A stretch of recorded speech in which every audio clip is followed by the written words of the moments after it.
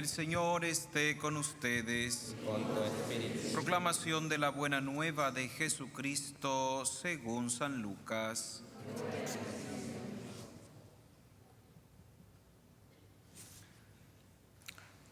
Transcurrido el tiempo de la purificación de María según la ley de Moisés, ella y José llevaron al niño a Jerusalén para presentarlo al Señor de acuerdo con lo escrito en la ley. Todo primogénito varón será consagrado al Señor, y también para ofrecer, como dice la ley, un par de tórtolas o 2 pichones. Vivía en Jerusalén un hombre llamado Simeón, varón justo y temeroso de Dios, que aguardaba el consuelo de Israel. En él moraba el Espíritu Santo, el cual le había revelado que no moriría sin haber visto antes al Mesías del Señor.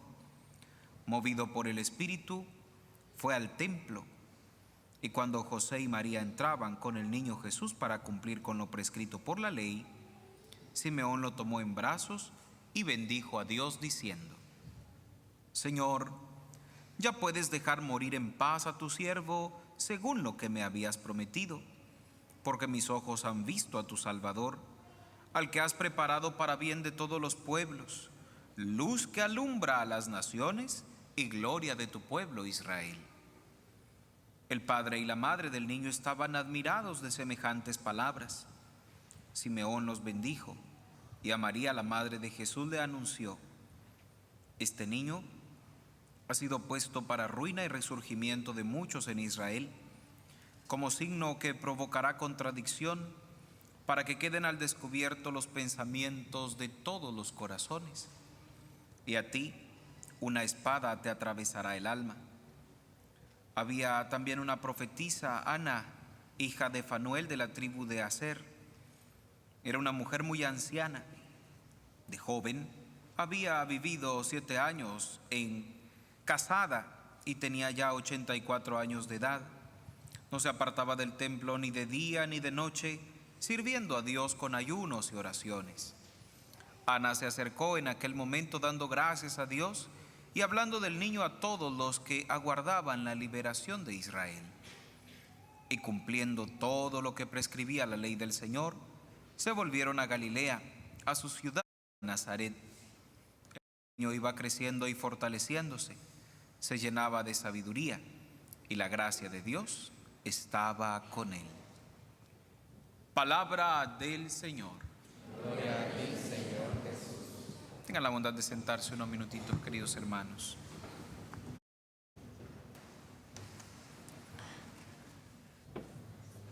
Celebramos hoy, dijimos, la fiesta de la presentación del Señor, y como lo decíamos en la monición a la bendición de las velas, han pasado ya 40 días de la Natividad.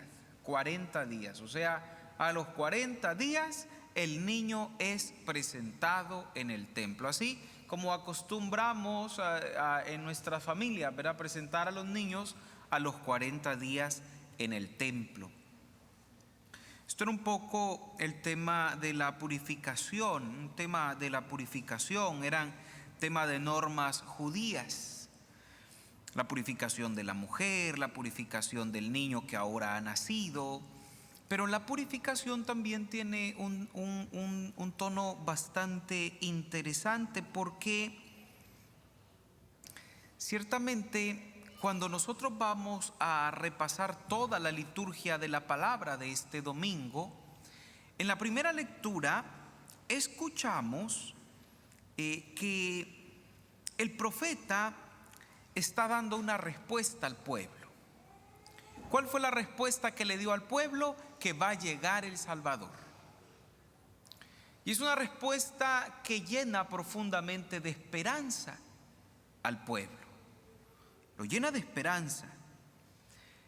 Y entonces, si nosotros escuchamos, bueno, había una norma de la purificación, una normativa judía de la purificación, pero podríamos preguntarnos, ¿de qué había que purificar a Jesús, que es Dios? ¿De qué tendría que purificarse la Santísima Virgen María, que es inmaculada? ¿De qué habría que purificarse? ¿Cuál sería la razón si no necesitan purificarse? Están limpios. Pero sí hay un trasfondo interesante, y el trasfondo es, en realidad, lo que Dios quiere es purificar el templo. ¿Para qué? Para que las ofrendas y los sacrificios que se presentan en el templo sean justos y agradables a Dios. Y ya ahí entonces encontramos una primera luz para nuestra reflexión de hoy. A nosotros en la catequesis nos han enseñado algo importante. ¿Qué somos nosotros? ¿Cómo? Hijos de Dios. ¿Qué más? Vamos a ver si pasaron la catequesis. Somos hijos de Dios, sí. ¿Qué más somos? Del Espíritu Santo, ¿qué somos? ¿Cómo? Templos, fíjense. Y estamos hablando que Jesús fue presentado ¿dónde? Y estamos diciendo que en realidad Jesús y la Virgen María no necesitaban purificación, sino que presentaban al niño para que él mismo purificara el ¿qué? El templo. Nosotros somos templo de Dios. Y cuando nosotros dejamos que Jesús venga a nosotros, parece que lo que estamos queriendo entender de este evangelio es que Jesús nos pide que abramos las puertas de nuestro templo. ¿Para qué? Para Él purificarnos a nosotros, para Él limpiarnos a nosotros, para que Él saque todo aquello que necesitamos sacar del corazón y que a veces nosotros mismos no nos atrevemos a sacar o no queremos sacar.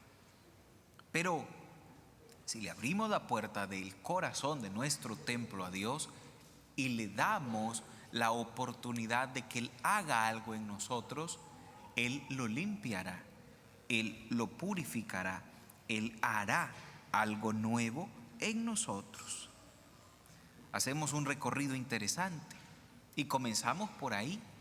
La primera lectura nos ha dicho eso, nos ha dicho: el profeta anuncia que vendrá el Salvador.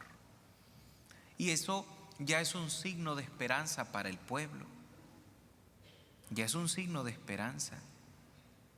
¿Cómo nos llena de esperanza a nosotros una pequeña noticia, a lo mejor de algún proceso que estamos llevando, de algo que estamos haciendo? ¿Se fijan cuando alguien, por ejemplo, busca un trabajo y a veces hace 4 o 5 entrevistas y pasa la primera entrevista y le llaman y le dicen: ha pasado la primera entrevista, pasa a la segunda fase? ¡Qué alegría!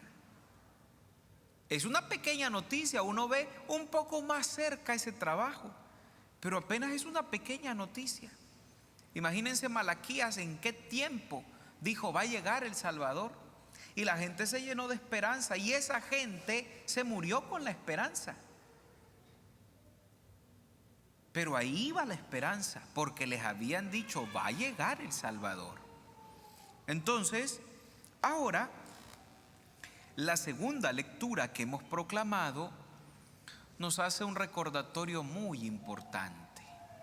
Y ese recordatorio es que Jesús se hizo uno de nosotros. Se hizo uno con nosotros. ¿Para qué se hace Jesús uno de nosotros? ¿Para qué creen ustedes? Vuelva a ver al que tiene al lado, porque están durmiendo, ya los vi. Vuelva a ver al que tiene al lado. Dígale: Jesús se hizo uno de nosotros para ayudar a sus hermanos. Dígale. Para eso se hizo Jesús uno de nosotros, para ayudarnos.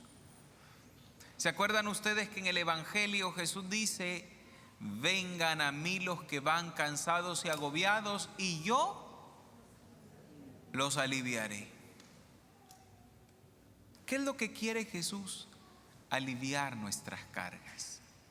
Hermanos, nosotros tenemos problemas, tenemos dificultades, tenemos preocupaciones, tenemos angustias, a veces tenemos ansiedades, de todo un poco, y a veces más, a veces menos. Y esas cuestiones particulares no son solo tuyas. Jesús se ha hecho uno de nosotros para Él asumir esas cosas por ti, para Él asumir esas cosas contigo, para Él vivirlas contigo, caminar contigo, para que no te sientas solo, sola. Él ha querido hacerlo para poder aliviarte, para poder aliviarme. Queridos hermanos, en la primera lectura dijimos, el pueblo esperaba al Mesías, al Salvador. Israel siguió esperando al Salvador.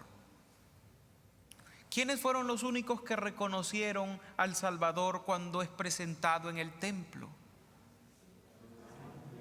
¿Y quiénes eran Simeón y Ana?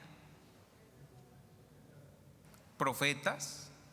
¿Y qué más? Temerosos de Dios. ¿Y qué más? Esperaban al Mesías. ¿Y qué más? ¿Qué eran ellos? ¿Ah? Hombre y mujer.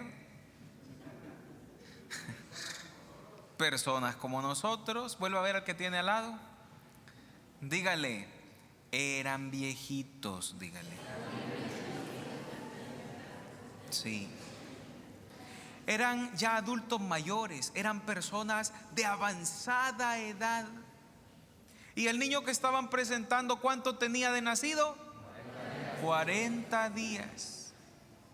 40 días. Fíjense qué interesante. Hace varios años atrás, cuando yo llegué a una parroquia, estaba yo recién ordenado. Dijo un señor que ya era de avanzada edad. Yo en aquel momento tenía 27 años.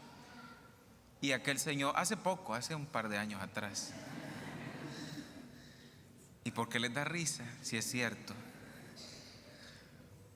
Y este señor ya, él había sido catequista y no sé qué otras cosas había hecho en la parroquia, y luego se había retirado por un tiempo, y en ese momento andaba como queriendo volver a la parroquia, y a mí me dijeron, fulanito de tal quiere. Yo dije, sí, está bien, hay que ver en qué nos puede apoyar y ver por dónde pues él se siente bien también. Yo convoqué a una reunión de servidores, estuve con ellos y tal, y luego me enteré, porque al final uno de todo se entera. De todos, sin uno andar preguntando, se entera de todo, ¿verdad? Así es que de repente me di cuenta yo que llegó el señor había dicho, ¿y qué me va a enseñar a mí ese cura mocoso? Dijo. Bueno, yo me enteré de eso, pero pues dije, pues sí, el señor ya tiene sus millas adelante, ¿verdad? Tiene experiencia, pues no voy a discutir y a pelear esas cosas. Al final no se trata de eso. No se trata ni quién es más ni quién es menos, no es ese el tema. Pero ¿por qué digo esto? No porque yo sea el Salvador, no porque yo sea el Mesías, sino porque simple y sencillamente démonos cuenta, ¿por qué Israel no reconoció al Salvador? Estos dos adultos mayores lo reconocieron. Tenían años ya de vida, y el Salvador era un niño de 40 días al que lo reconocieron. ¿Por qué Israel no reconoce al Salvador? ¿Cómo? Dureza de corazón. ¿Y cómo podemos llamarle en una palabra a la dureza de corazón? Falta de fe. Falta de fe. ¿Cómo? Soberbia. Así justamente. La dureza del corazón se llama soberbia. Y la soberbia viene de esperar algo como yo creo que es y no a la lógica de Dios. ¿Cómo esperaba Israel al Salvador? Como un guerrero, como un rey guerrero. Se fijan, por eso Jesús hizo una gran obra en Pedro, como la hacen nosotros. Pedro ahí andaba queriendo ver en qué momento desenvainaba la espadita esa que andaba, y no le voló la oreja al soldado romano, pues, al centurión, al no sé qué era, no, al de la guardia del Sanedrín, del sumo sacerdote. A ese le voló la oreja, porque él constantemente andaba, porque esa era la idea que tenía el pueblo de Israel. Y como Dios le dio vuelta a la lógica humana, el pueblo no fue capaz de abrir sus ojos, pero sobre todo abrir su corazón para reconocer que Dios estaba pasando de manera débil, de manera frágil, de manera humana. ¿Cómo se nos revela Dios? ¿Cómo se nos manifiesta Dios? En lo más ordinario, en lo más sencillo, en lo más pequeño.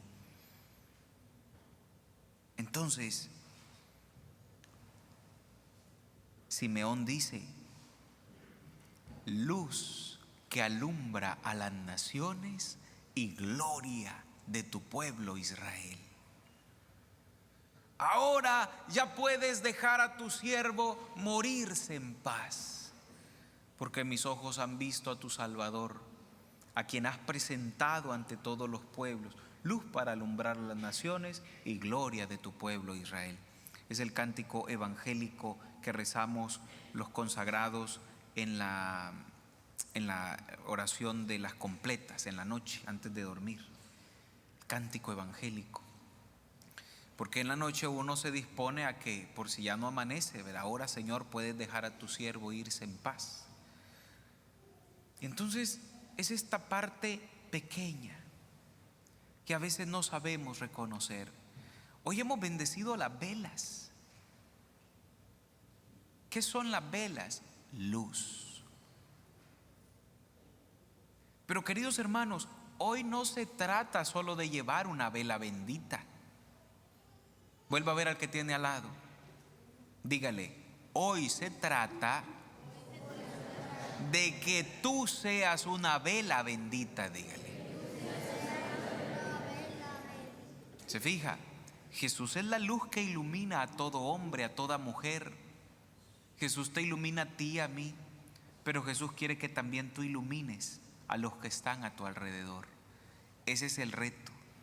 El reto es reconocer a Jesús hablándote al corazón. El reto es reconocer a Jesús pasando a tu lado en lo cotidiano.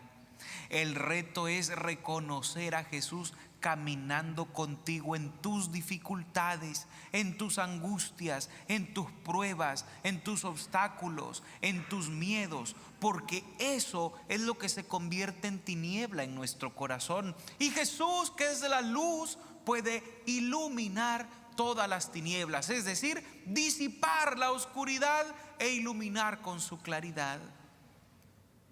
Eso quiere hacer Jesús si tú lo dejas que lo haga en tu vida. Eso quiere hacer Jesús si tú le abres la puerta de tu templo, de tu corazón. El corazón, en materia metafórica, es tierra sagrada. No cualquiera entra a nuestro corazón. Y si tú y yo le dejamos entrar a Jesús en nuestra tierra sagrada, les aseguro que Jesús se quitará su calzado para entrar en esa tierra sagrada que Él mismo ha preparado con profundo amor. Y Él mismo revisará lo que hay que recuperar. Él mismo iluminará las áreas oscuras que están con falta de luz. Y Él mismo te hará una luz que ilumine a todas las naciones. Porque somos imagen de Él. Él quiere que vivamos de esa manera y que nos comprometamos a cumplir, a continuar con la misión que es la de Él. anunciar la buena nueva, iluminar a todas las naciones, quizá no con una luz propia, sí con la luz de Jesucristo. Que así sea. Profesamos nuestra